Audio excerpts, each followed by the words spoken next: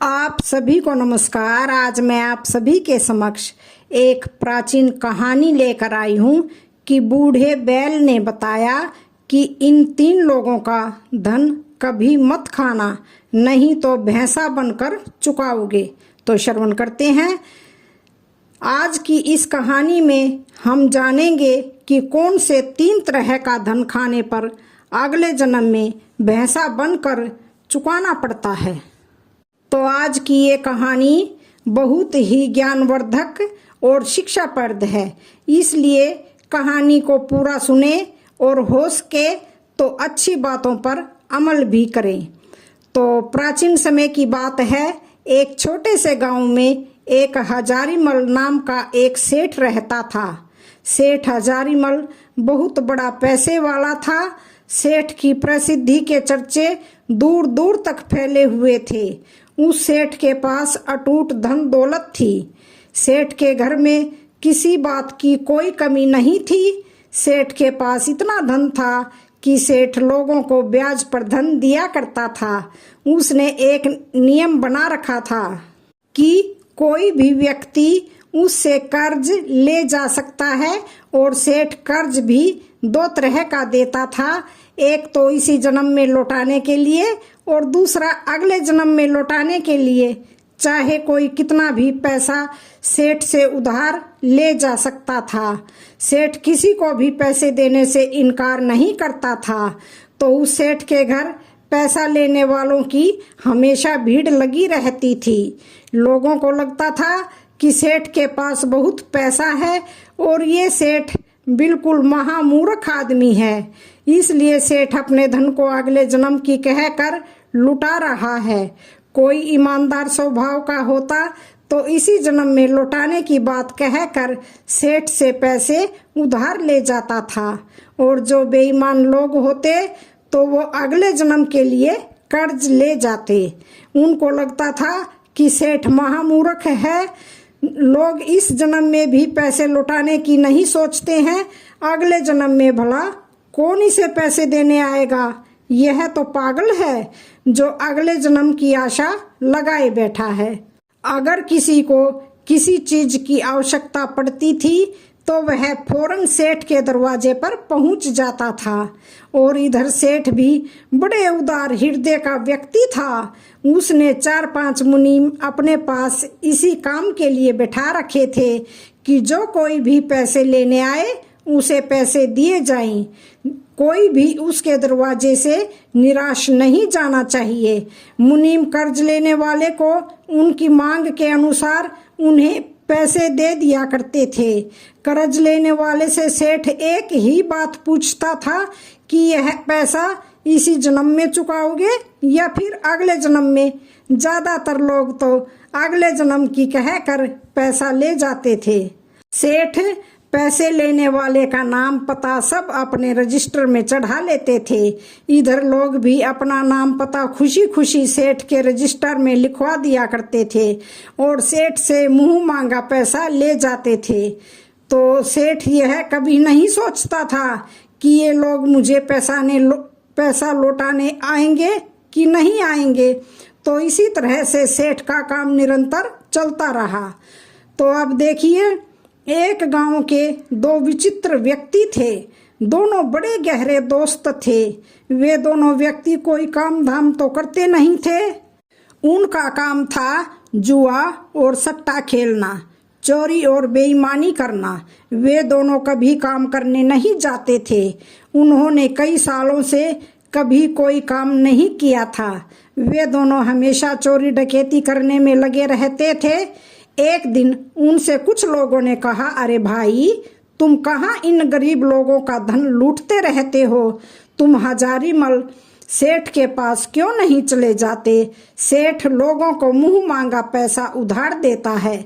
अगर तुम्हें पैसा लौटाना है तो इसी जन्म की कह कर ले आना, और अगर नहीं लौटाना है तो अगले जन्म की कह कर पैसे ले आना। वो सेठ दोनों तरह से पैसा उधार देता है, इसलिए तुम सेठ के पास चले जाओ। इन गरीबों को क्यों लूटते हो? तो फिर सेठ के बारे में सुनकर वे दोनों चोर बहुत खुश होते हैं। उन्होंने विचार किया, इससे अच्छी बात हमारे लिए क्या होगी। अगर सेठ अगले जन्म के लिए ब्याज पर पैसे उधार देता है तो क्यों ना हम दोनों को चलकर उसी से खूब सारे पैसे उधार ले लेना चाहिए। चलो चलते हैं, कम से कम 5 लाख रुपये उससे उधार लेकर आएंगे ताकि हमारा बचा खुचा समय बड़े आराम से निकल जाए। तो इस प्रकार दोनों दोस्तों ने विचार किया और विचार करने के बाद दोनों सेठ के घर को चल पड़े। घर वाले उनकी कोई चिंता फिक्र नहीं करते थे क्योंकि दोनों शुरू से ही आवारा किस्म के थे दोस्तों। तो फिर वे चलते चलते दोनों उस सेठ के पास पहुंच जाते हैं और सेठ से कहते हैं कि सेठ जी, हमने तो तुम्हारा बड़ा नाम सुना है और हम बहुत बड़ी गरीबी में रह रहे हैं, बच्चे भूखे मर रहे हैं, हमें पैसों की बहुत बड़ी आवश्यकता है, क्या हमें पैसे उधार मिल सकते हैं। सेठ कहने लगे, क्यों नहीं, जितने चाहो उतने रुपए उधार ले जा सकते हो, तुम चिंता मत करो, बताओ तुम्हें कितने रुपए चाहिए। सेठ की बात सुनकर वे दोनों चोर कहने लगे, सेठ जी, हम इस जन्म में तो आपके पैसे नहीं लौटा पाएंगे, हम तो अगले जन्म में आपके पैसे लौटा पाएंगे। सेठ जी कहने लगे, कोई बात नहीं है, आप अगले जन्म के लिए ले जाओ, हम कब मना कर रहे हैं, आपको कितने पैसे चाहिए, हम तो अगले जन्म के लिए भी पैसे देते हैं। तो इस प्रकार सेठ की बात सुनकर वे दोनों चोर मन ही मन बहुत खुश हो जाते हैं। दोनों चोर आपस में विचार करने के बाद सेठ से कहते हैं, सेठ जी, आप हम दोनों को 5-5 लाख रुपये अगले जन्म तक के दे दीजिए, जिससे हमारे बच्चों का पालन पोषण हो सके। सेठ जी दोनों चोरों की बात सुनकर कहने लगे कि मुनीम जी, इन दोनों को 5-5 लाख रुपये दे दीजिए। तो सेठ के कहे अनुसार मुनीम ने उन दोनों को 5-5 लाख रुपये दे दिए और सेठ दोनों का नाम पता पूछकर अपने बही खाते में उनका नाम पता लिख लिया और 5 लाख रुपये कर्जा लिया है। पैसे लेकर दोनों बहुत खुश होते हैं और वे दोनों चोर 5-5 लाख रुपये लेकर दोनों अपने घर की ओर चले जाते हैं और विचार करते हैं कि भैया, अगला जन्म किसने देखा है, ये सेठ तो बड़ा मूर्ख है जो हमें पैसे दे दिए, लेकिन अब हमें जीवन भर चोरी करने की और जुआ खेलने की जरूरत नहीं पड़ेगी, हमारा जीवन अब आराम से कट जाएगा। ऐसा दोनों मन में विचार करते हुए खुशी खुशी अपने घर की ओर चले जा रहे थे।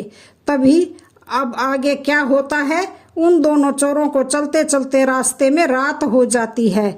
उन्हें एक गांव दिखाई देता है। वे उस गांव में एक तेली के घर में पहुंच जाते हैं और उस तेली के घर के दरवाजे पर जाकर कहने लगे कि भैया, हम तुम्हारे यहाँ रुकना चाहते हैं, आज की रात कट जाएगी तो सुबह हम यहाँ से चले जाएंगे। भाई, हम तुम्हारा खाना भी नहीं खाएंगे, केवल सोने के लिए हमें बिस्तर दे देना और एक चारपाई। तेली कहने लगा, भाई, मेरे पास एक ही चारपाई है, तुम एक काम करो, मेरे तबेले पर एक चारपाई पड़ी हुई है और वहां मेरा एक बैल और एक भैंसा बंधा हुआ है, तुम जाओ, जाकर आराम से वहां सो जाना और मेरे उन पशुओं की रखवाली भी करते रहना। तो वे दोनों चोर उस तेली के तबेले में रात्रि विश्राम के लिए ठहर जाते हैं, परंतु उन दोनों चोरों को नींद नहीं आ रही थी क्योंकि उन्हें डर लग रहा था कि कोई उनसे उनके पैसे छीन कर ना ले जाए। इसलिए दोनों जागते हुए आपस में बातें कर रहे हैं। इस प्रकार से रात के 12 बज जाते हैं। उधर उस तबेले में एक भैंसा और एक बैल जो बंधा हुआ था, तो भैंसा बैल से कहता है, बैल भाई, देखो, मेरी बात ध्यान से सुनो, मेरा और तुम्हारा बस आज रात तक का ही साथ है, कल सुबह मैं तुम्हें छोड़कर चला जाऊंगा। बैल बोला, क्या कह रहे हो, तुम हमें छोड़कर चले जाओगे, क्यों चले जाओगे? भैंसा कहता है, देखो भाई, मैंने पिछले जन्म में इस तेली से कर्ज लिया था, उस कर्ज को मैं चुका नहीं पाया। उस कर्ज को चुकाने के लिए मुझे इस तेली के यहाँ भैंसा बनना पड़ा और उसने आज मेरी कोड़े मार मार कर यह हालत बना दी है। मुझसे एक एक पैसे की वसूली इसने ब्याज सहित की है। मैंने इससे जितना कर्जा लिया था उसका 1000 गुना पैसा इसने मुझसे वसूल किया है और अब मेरे ऊपर इस तेली का कोई कर्ज नहीं है, वह मैंने पूरा चुका दिया है। अब मैं इस तेली के कर्ज से मुक्त हो गया हूँ और प्रातःकाल मैं तेली के घर पर कुछ चारा खाऊंगा और मैं यहाँ से चला जाऊंगा। उसके बाद मैं यह शरीर छोड़ दूंगा। हमारा साथ बस इतना ही लिखा था।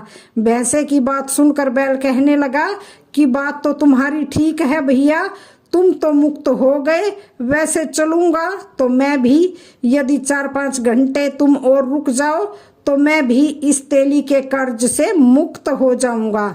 मुझे इसका कोल्हू 4-5 घंटे और चलाना है। उसके बाद एक कसाई आएगा और उस कसाई पर मेरे पूर्व जन्म के रुपये चाहिए थे। मेरे पैसे देकर वो मुझे खरीद लेगा और यह तेली उन पैसों को ले लेगा और इस प्रकार से मैं इस तेली के ऋण से मुक्त हो जाऊंगा, क्योंकि मैं भी पूर्व जन्म में इससे कर्ज लिया था। इसका कर्ज मैं उस टाइम नहीं चुका पाया, इसलिए मुझे बैल बनकर इसका कर्ज चुकाना पड़ रहा है।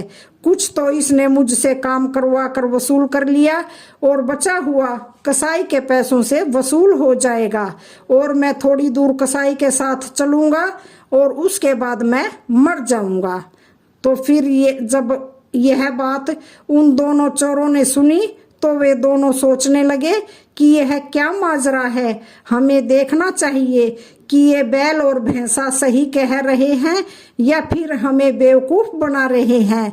तो फिर सुबह हुई तो तेली तबेले में पहुंचा।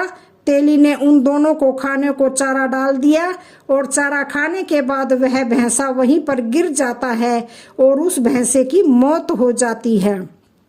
तो तेली को बड़ा दुख होता है कि मेरा भैंसा मर गया। उधर वे दोनों चोर आपस में विचार करते हैं कि जिस हिसाब से यह घटना घटी है, कर्ज तो लिया था, पर अब सवाल यह है कि क्या यह बैल भी मरेगा? चलो इसको भी देखते हैं। अब दोनों चोर वहां पर उस बैल को देखने के लिए रुक जाते हैं। इधर तेली बैल कोल्हू में लगाया और 3-4 घंटे उस बैल से अपना कोल्हू चलवाया। कुछ देर के बाद एक कसाई आता है।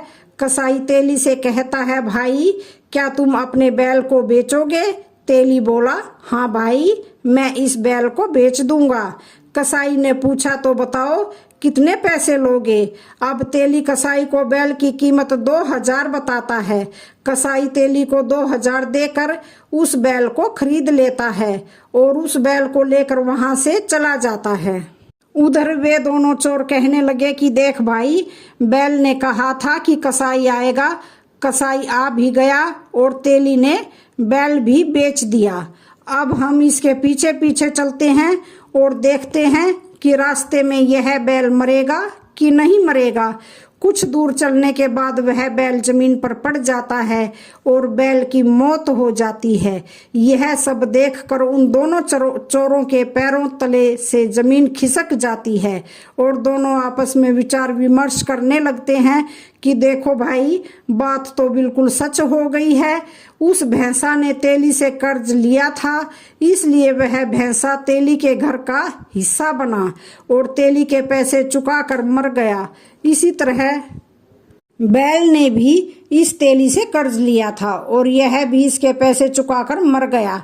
इससे सिद्ध होता है कि अगर कोई किसी का पैसा खाता है तो उसे अगले जन्म में इस बैल और भैंसे की तरह कर्ज चुकाना पड़ता है। इन्हीं की तरह हम भी सेठ से पैसा उधार लेकर आए हैं। लगता है अगले जन्म में हमें भी सेठ के यहाँ कोई ना कोई पशु बनकर यह पैसा चुकाना पड़ेगा। तो अब तो दोनों चोर आपस में विचार विमर्श करने लगते हैं कि अब क्या करें। उनमें से एक ने कहा कि देखो, हम सेठ के पास चलते हैं और उनका पैसा लौटा देते हैं। सेठ अगर पूछेगा तो कह देंगे कि हमारे पास पैसों की व्यवस्था हो चुकी है, आप अपने पैसों को जमा कर लीजिए। यही सब सोचकर वे दोनों चोर उस सेठ के घर पर पहुंच जाते हैं। सेठ कहने लगा कि आप लोग वापस क्यों आ गए, क्या बात है? तो वो दोनों चोर कहने लगे कि सेठ जी, कल हम आपसे जो पैसे ले गए थे उन पैसों को वापस करने आए हैं। दरअसल हमारे पास और कहीं से पैसों की व्यवस्था हो गई है। आप अपने पैसे वापस लेकर उस रजिस्टर से हमारा नाम काट दीजिए। सेठ ने अपना वही खाता देखा तो वही खाते में अगले जन्म के लिए पैसे उधार लेना लिखा हुआ था। सेठ कहने लगा, देखो भाई, यदि इस जन्म के लिए तुम पैसे उधार ले जाते तो मैं यह पैसे लेकर उन्हें जमा कर लेता, परंतु तुमने तो अगले जन्म के लिए पैसे उधार लिए हैं। अब तो मैं इन पैसों को जमा नहीं कर सकता। अब तुम्हें यह पैसे अगले जन्म में ही चुकाने पड़ेंगे। सेठ की बात सुनकर उन्होंने सेठ से फिर कहा कि नहीं सेठ जी, आपको यह पैसे लेने पड़ेंगे। लेकिन अब तो सेठ ने उन पैसों को लेने से साफ इनकार कर दिया। उन दोनों चोरों के काफी जबरदस्ती करने के बाद भी सेठ नहीं माना। सेठ ने पैसे नहीं लिए। अब तो निराश होकर दोनों अपने घर की ओर लौट कर जाने लगते हैं और दोनों विचार करते जा रहे हैं कि हमें सेठ का बैल बनना पड़ेगा और यह सेठ हमसे अगले जन्म में हिसाब बराबर करेगा। अब हम क्या करें? हमने तो इस सेठ से कर्ज लेकर बड़ी आफत मोल ले ली। इसी प्रकार दोनों चोर सोचते हुए चले जा रहे थे। वे दोनों चोर एक जंगल से गुजर रहे थे। उस जंगल में एक चौराहा था। उस चौराहे पर दोनों चोर एक वृक्ष के नीचे बैठ जाते हैं। दोनों आपस में विचार करने लगे कि देखो, इस जंगल में कहीं भी पानी का कोई साधन नहीं है। सेठ से हमने कितना रुपया लिया है, उन पैसों से हम एक सुंदर तालाब बनवा देते हैं। अब तो उन दोनों चोरों ने फैसला कर लिया कि हम सेठ से लिए पैसे इस तालाब में लगाएंगे। वे दोनों चोर पड़ोस के गांव से मजदूर ले आए और वहां एक तालाब की खुदाई शुरू करवा दी।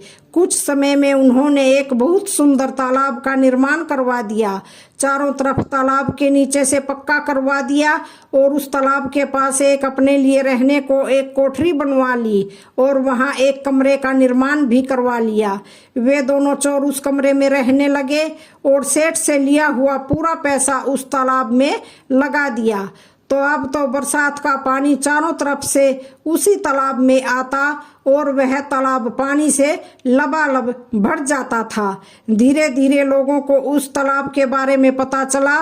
लोग अपने पशुओं को उसमें पानी पिलाने के लिए लाने लगे, परंतु वह दोनों चोर लाठी लेकर के तालाब की सुरक्षा करने लगे और जो भी कोई पानी पिलाने आता था उसे दूर से ही भगा देते थे और कह देते थे कि भाई, इस तालाब में पानी पीना और पिलाना सख्त मना है, ये हमारे सेठ जी का आदेश है।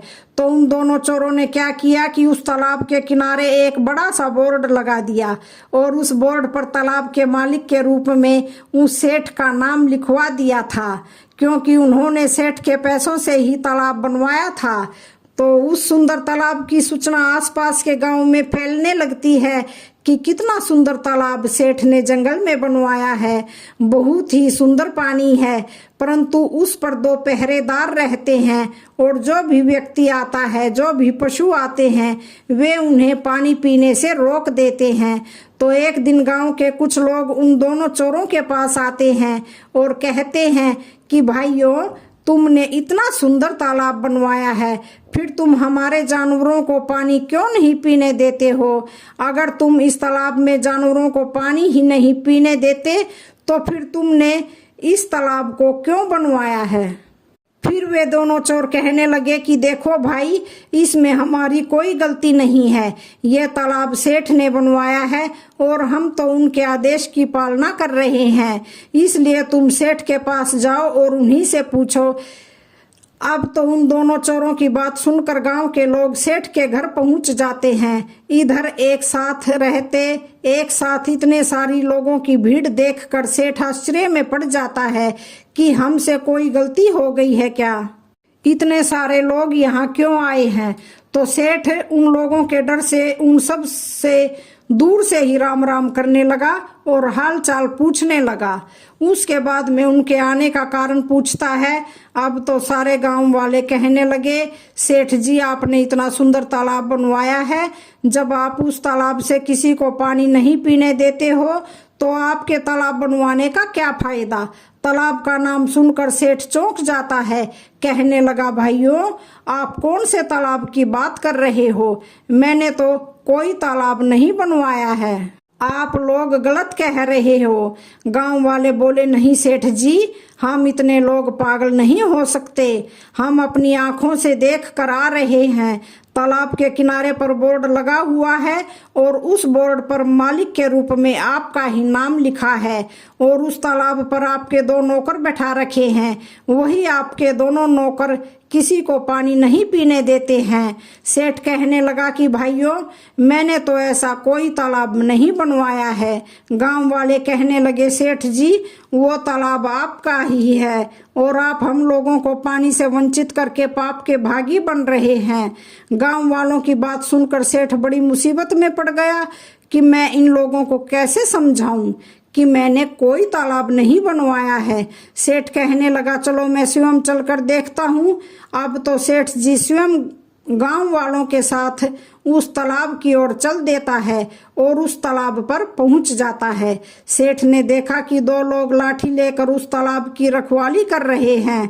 फिर सेठ ने वहां लगे हुए बोर्ड को देखा तो उस पर मालिक के रूप में सेठ का ही नाम लिखा हुआ था। सेठ ने उन दोनों लोगों को अपने पास बुलाया और कहने लगा भाई आप इस तालाब से लोगों को पानी क्यों नहीं पीने देते, क्या कारण है, और आपने यह तालाब भी मेरे नाम से बनवाया है।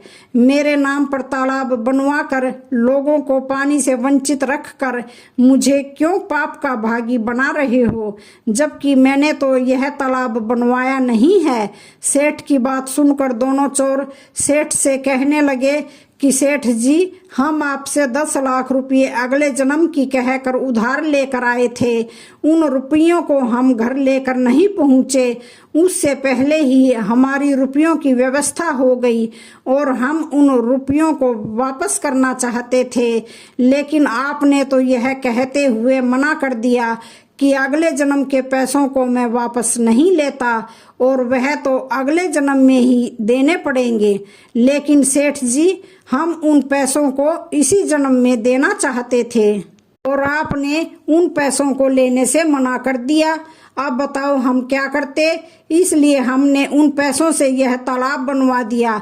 अब पैसे तो आपके ही थे, इसलिए इस बोर्ड पर मालिक के रूप में आपका नाम लिखवा दिया। अब जब तक आप उन पैसों को माफ नहीं करोगे और अपने रजिस्टर से हम दोनों का नाम नहीं काटोगे, तब तक हम इस तालाब से किसी को भी पानी नहीं पीने देंगे। यदि आप हमारे पैसे जमा कर देते हो तो हमें कोई हर्ज नहीं है, चाहे जो आकर पानी पिए। तो उन दोनों चोरों की बात सुनकर सेठ बड़ा हैरान हुआ कि इन दोनों ने बड़े दिमाग से काम लिया है। इधर गांव वाले कहने लगे कि यह दोनों बहुत अच्छे आदमी हैं, दोनों ने मिलकर बहुत अच्छा तालाब बनवाया है। सेठ जी आप इनका कर्ज माफ कर दो, ये भले आदमी हैं। सेठ जी को अब बात समझ आ चुकी थी कि ये मेरे नाम का गलत इस्तेमाल करेंगे और इस प्रकार से तो ये मुझे नरक का भागी बना देंगे। सेठ जी कहने लगे कि देखो कोई बात नहीं, तुम्हारे पैसों को मैं अभी जा करके जमा कर दूंगा, लेकिन अब इस तालाब से किसी को पानी पीने से मत रोकना। तो इस प्रकार से उस सेठ ने दोनों के पैसों को जमा कर दिया। इस प्रकार से वो दोनों चोर बहुत प्रसन्न होते हैं और अपने घर चले जाते हैं। उस दिन के बाद उन दोनों चोरों ने ना किसी के घर चोरी की, ना किसी के साथ कोई बेईमानी की। उस बैल और उस भैंसे की बातों को सुनकर दोनों चोरों के अंदर ब्रह्मा ज्ञान जागृत हो जाता है। तो इसलिए कहते हैं कि अगर हम किसी का एक पैसा भी मुफ्त का खाते हैं तो वह हमें किसी ना किसी तरह से चुकाना पड़ता है। अगर हम किसी के धन की बेईमानी कर लेते हैं तो याद रखना, उस धन को यदि उसने अधर्म के रास्ते से कमाया है तो उस पाप का भागीदार उस धन को खाने वाला बनेगा। तो फ्रेंड्स, बेईमानी का धन खाने वाला दूसरे का पाप भी अपने ऊपर ले लेता है और उस धन का 1000 गुना ज्यादा करके किसी के न किसी रूप में उसे चुकाना पड़ता है। तो पाप का धन साधन तो देता है पर सुख चैन छीन लेता है, अंदरूनी खुशी नष्ट कर देता है। जीवन में इन 3 लोगों का पैसा कभी मत खाना, नहीं तो बैल बनकर या फिर भैंसा बनकर चुकाना पड़ेगा। नंबर 1, किसी मंदिर या देव स्थान पर चढ़ा हुआ पैसा। नंबर 2, चोरी, बेईमानी और ठगी का पैसा। और तीसरा, रिश्वत का पैसा। तो इन 3 प्रकार का पैसा जो व्यक्ति खाता है उसका सर्वनाश हो जाता है। इस प्रकार से उन दोनों चोरों ने उस रात बैल और भैंसे की बात सुनकर अपने आप को बदल लिया था। तो इस कहानी से क्या सीख मिली ये कमेंट बॉक्स में जरूर बताएं। तो आज की वीडियो का यहीं पर समापन होता है। वीडियो अच्छी लगे तो चैनल को लाइक शेयर सब्सक्राइब जरूर करें। धन्यवाद।